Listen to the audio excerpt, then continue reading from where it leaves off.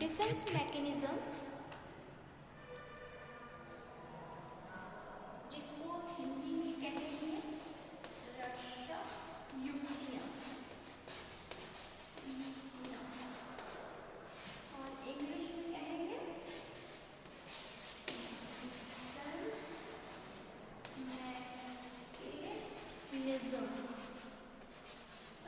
Defence mechanism. Defence mechanism,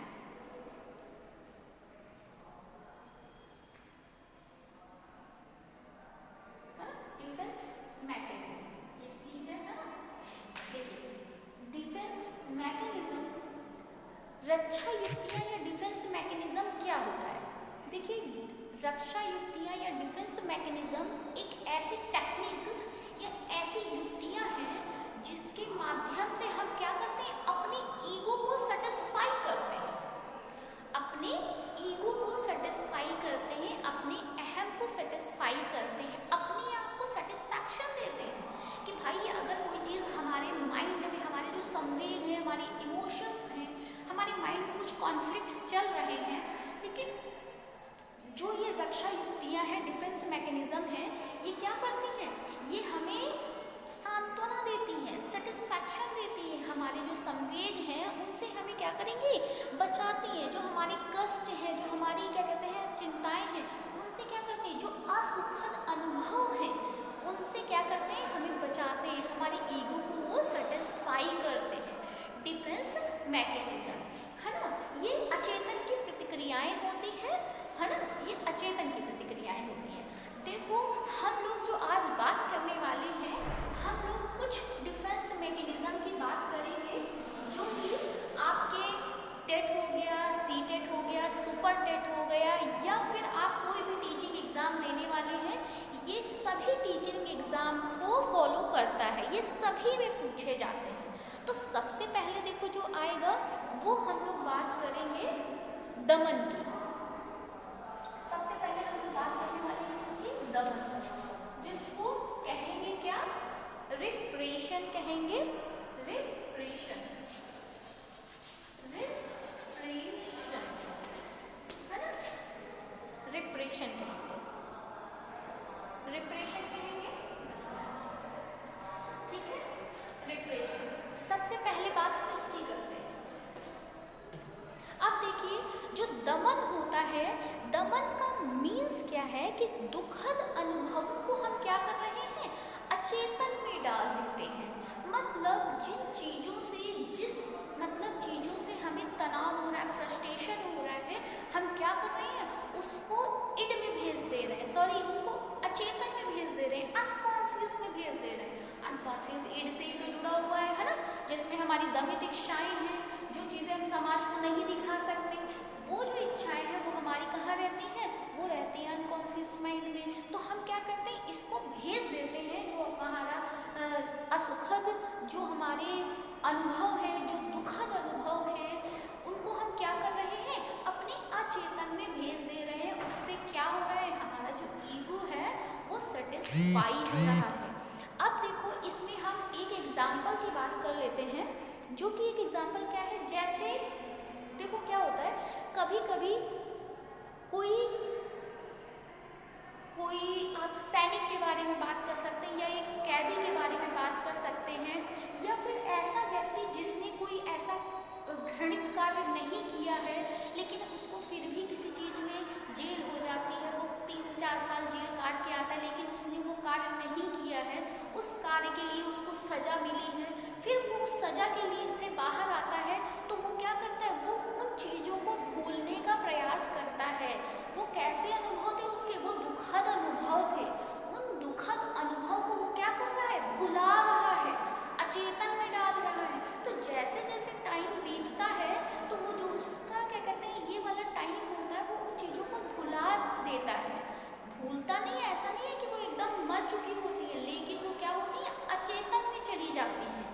तो उसको वो कभी याद नहीं करना चाहता है कि भाई उससे उसे दुख हो रहा है, इसीलिए तो वो उसको अचेतन में डालना चाह रहा है। और अचेतन की जो चीज़ें होती हैं वो हम बहुत मतलब कभी किसी ने बहुत प्रेशर किया या फिर कुछ हुआ तो बहुत मुश्किल से वो चीज़ें याद आती हैं, अदरवाइज इंसान भूल जाता है, तो फिर वो जल्दी याद नहीं आती, ना कोई याद करना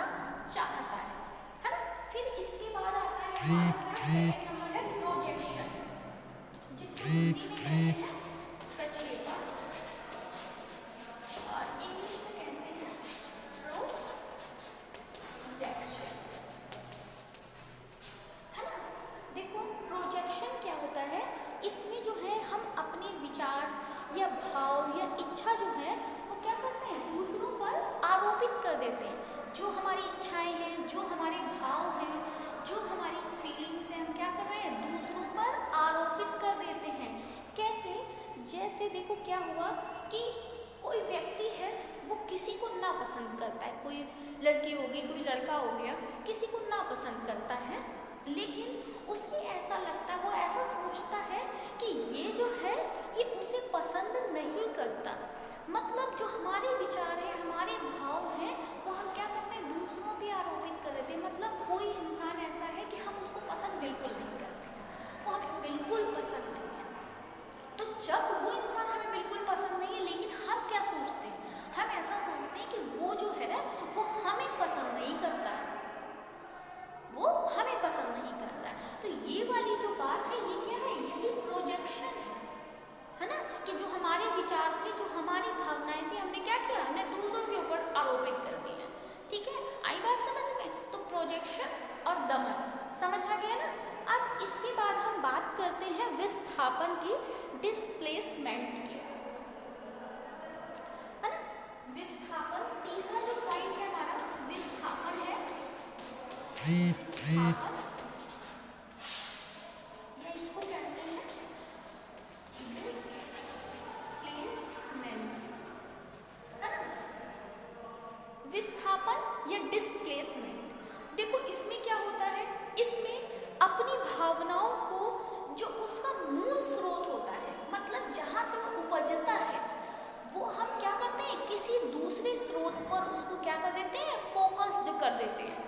मतलब कोई चीज़ जहाँ से उत्पन्न हुई है, जिस मूल स्रोत से वो आया है, उसका हम क्या करते हैं, स्रोत ही उसको दूसरे स्रोत पर क्या कर देते हैं, फोकस कर देते हैं, केंद्रित कर देते हैं। देखो इसका एक बहुत अच्छा एग्जाम्पल है, जैसे मान लो एक हस्बैंड वाइफ है, वो बहुत अच्छे से रह रहे हैं, लेकिन जब हस्बैंड गया जॉब पे तो उस दिन क्या कहते हैं, हस्बैंड बहुत अच्छे मूड में गया, लेकिन उनके बॉस जो थे वो अच्छे मूड में नहीं थे, भाई किसी काम से गुस्सा होंगे। तो उन्होंने क्या किया, उसको खूब डांटा और कहा कि जॉब यू फायर, है ना, फायर उनको करने के लिए बोल दिया। तो क्या हुआ कि जब उनको फायर करने के लिए बोल दिया, खूब उन्होंने उल्टा सीधा सुनाया, लेकिन भाई वो बॉस है तो उसको तो वो कुछ कह नहीं सकते हैं। लेकिन हुआ क्या, जब वो ऑफिस से घर आए तो उन्होंने जो वहाँ का फ्रस्ट्रेशन था वो सारा उतारा किस पे, अपनी वाइफ पे। वाइफ ने क्या किया, बच्चों पे। तो ये जो एक चेन है, श्रृंखला है, ये चलती रहती है। तो ये जो है यही क्या है, विस्थापन है, यही डिस्प्लेसमेंट है ना। इसको कहते हैं विस्थापन, इसी को कहते हैं डिस्प्लेसमेंट। अब इसके बाद बात आती है हमारी रिएक्शन फॉर्मेशन। इसको मैं रख कर देंगे, इसके आगे मैं लिखूंगी। इसके बाद आता है हमारा रिएक्शन फॉर्मेशन। रिएक्शन फॉर्मेशन, है ना, रिएक्शन फॉर्मेशन। रिएक्शन फॉर्मेशन में देखो क्या होता है, इसमें जो हमारी वास्तविक भावनाएं होती हैं, हम उसके क्या करते हैं, ठीक विपरीत कार्य करने लगते हैं। मतलब जो हमारी वास्तविकता है, हम उसके विपरीत कार्य करते हैं। इसका देखो एक सबसे अच्छा उदाहरण हम समझ सकते हैं इससे, कि देखो कोई एक कमजोर व्यक्ति है, ठीक है, उसकी लड़ाई हो रही है, उसका झगड़ा हो रहा है, तो भाई कुछ लोगों ने उसको छुड़ा दिया, है ना, उससे छुड़ा दिया।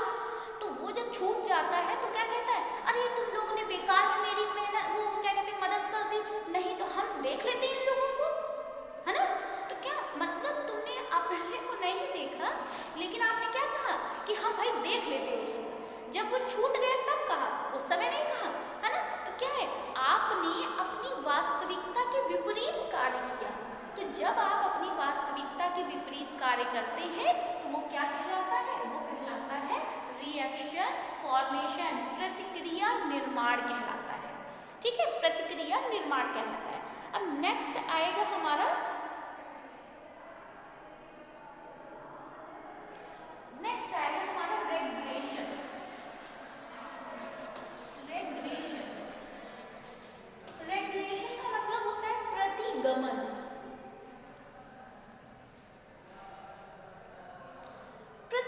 देखो इसमें क्या होता है, अपरिपक्व व्यवहार के प्रतिमान की तरफ क्या होता है हमारा, मतलब हम झुक जाते हैं, जो हमारा अपरिपक्व व्यवहार की तरफ क्या होता है उन्मुख हो जाते हैं। मतलब ये कहना कि जैसे हम किसी चीज़ में असफल हो गए हैं, हम किसी चीज़ में असफल होने के बाद हम बचकाना बच्चों की तरह व्यवहार करें। मतलब जैसे देख लीजिए कि अगर आपको, जैसे बड़े लोग भी होते हैं तो उनको कोई चीज़ नहीं मिलती है तो वो बच्चों की तरह रोने लगते हैं, है ना, छोटे बच्चों की तरह, तो ये जोर जोर से चिल्ला चिल्ला के रोने लगे, तो ये वाला जो व्यवहार है ये कैसा अपरिपक्व व्यवहार है, बच्चों की तरह बिहेवियर है। तो ये क्या कहलाता है, ये कहलाता है रेग्रेशन, है ना, प्रतिगमन, रेग्रेशन कहलाता है, प्रतिगमन कहलाता है। जब क्या हो, अपरिपक्व व्यवहार की तरफ उन्मुख होंगे आप, तो क्या कहलाएगा, रेग्रेशन कहलाएगा। आई बात समझ में, रेग्रेशन क्या होता है, जब हम अपरिपक्व व्यवहार की तरफ क्या करते हैं, उन्मुख होते हैं, तो कहलाती हमारी रेग्रेशन। अब आएगी रैशनलाइजेशन। नेक्स्ट आएगा हमारा रैशनलाइजेशन, रैशनलाइजेशन, है ना, रैशनलाइजेशन, इसको हिंदी में कहते हैं यौक्तिकीकरण। यौक्तिकीकरण इसका मतलब होता है किसी अनुचित बात के लिए मिथ्या परंतु विश्वसनीय प्रतीत होने वाला तर्क करना। मतलब देखो जब क्या हो,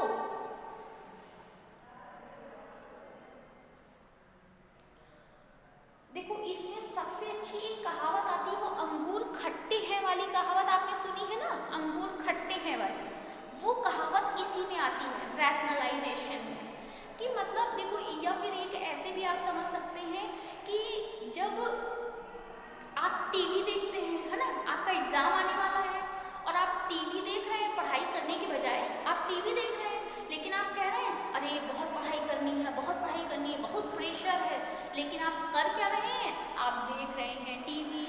या फिर जो दूसरा वाला मैंने बताया अंगूर खट्टे हैं, कि मतलब जब कोई चीज़ हमें अचीव नहीं हो रही है तो हम क्या कह रहे हैं, कह रहे हैं वो चीज़ हमारे लायक नहीं थी भाई, है ना, है ना, तो हमने उसके लिए प्रयास नहीं किया, हम ऐसा दिखाते हैं, मतलब हम बहुत स्ट्रेस्ड हैं लेकिन हम उस चीज़ को दिखा नहीं रहे हैं, है ना, तो इसको कहते हैं रैशनलाइजेशन।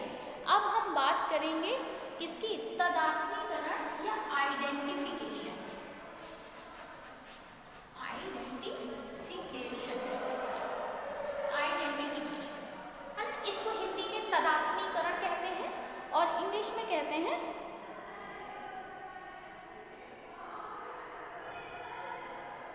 इसमें देखो क्या होता है, इसमें होता ऐसा है कि असुरक्षा की भावना से मतलब कोई व्यक्ति ग्रसित है और वो मतलब किसी अपने अहम के रक्षा के लिए, ईगो के सेटिस्फैक्शन के लिए किसी मतलब मित्रतापूर्ण संबंध में बंध जाता है, तो उसे कहते हैं आइडेंटिफिकेशन।